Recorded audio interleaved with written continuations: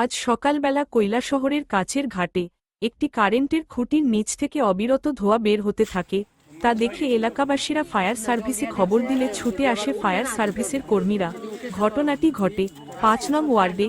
তার কিছু অংশ দেখুন চ্যানেল ২৪ ঘন্টার পর্দায়। কইও ফিলার এটা উঠাই তৈন তাহলে আমরা বিপদ হইব ওখান থেকে সরাইতে কইও এটা ফিলার না উঠাইলে নিচে কি হইতো ফিলার এই বুঝা যাইতো না আগুন থাকে না কি নিরাই গেলাম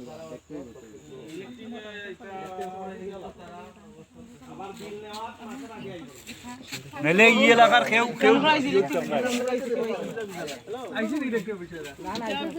রিসিভার লামাইয়া রাখি দিয়েছে করছিলাম তো